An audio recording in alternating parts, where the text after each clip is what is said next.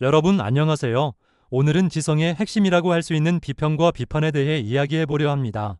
글을 쓸 때 이 둘을 구분하지 못하면 논리는 길을 잃기 마련이죠. 그럼 먼저 비평에 대해 알아보겠습니다. 비평은 문학이나 영화를 분석할 때 주로 사용하는 도구입니다. 다시 말해 비평은 대상의 의미, 가치, 구조를 해석하고 평가하는 것입니다.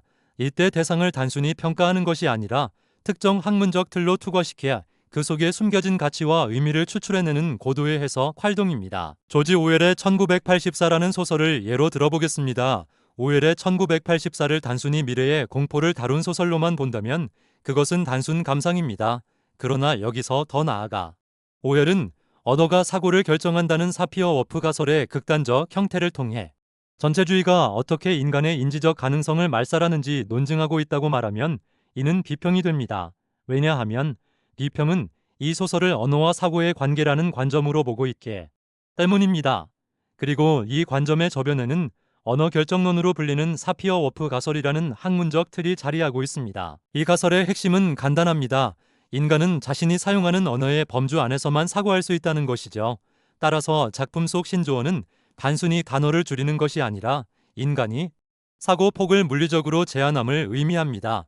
그 결과 우리는 빅 브라더의 진짜 무서운 점은 고문이나 감시가 아니라 사피어-워프 가설이 경고하듯 언어를 극도로 단순화하고 파괴함으로써 인간이 반역이라는 개념 자체를 떠올릴 수 없는 뇌 구조를 강제로 만드는 것, 즉 서구의 하드웨어를 장악하는 것이 이 권력의 치밀한 전략임을 이해하게 됩니다. 또한 언어가 단순히 생각을 표현하는 수단이 아니라 오히려 사고를 가두는 감옥이나 사고를 형성하는 틀이 될 수 있음을 알게 됩니다. 그렇다면 왜 비평을 할까요? 바로 이해의 지평을 넓히기 위해서입니다. 독자가 보지 못한 작품의 층위를 이론이라는 손전등으로 비추어주는 것이죠. 대상에 새로운 생명력을 불어넣고 학문적 가치를 부여하는 것이 핵심입니다. 비평은 다음과 같은 방법을 따릅니다. 첫째, 먼저 대상을 아주 정밀하게 읽어내야 합니다. 어떤 이론적 틀로 볼 것인지 정하세요. 예를 들어 페미니즘일 수도 포스트 모더니즘일 수도 있습니다. 셋째, 그 이론적 틀을 대상에 대입하여 분석하고 재해석합니다. 마지막으로 이 해석이 우리 학문 공동체에 어떤 의미를 주는지 정리하며 마무리합니다. 다음은 비판입니다. 비판은 사물이나 이론의 옳고 그름 혹은 판단의 근거를 따지는 일입니다. 논리적 허점이나 방법론적 오류를 찾아내어 그 타당성을 검토하는 것이죠.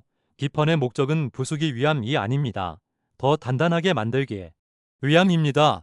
오류를 수정하고 한계를 지적함으로써 더 나은 대안을 모색하고 진리에 한 발짝 더 다가가는 것이 비판의 궁극적 지향점입니다.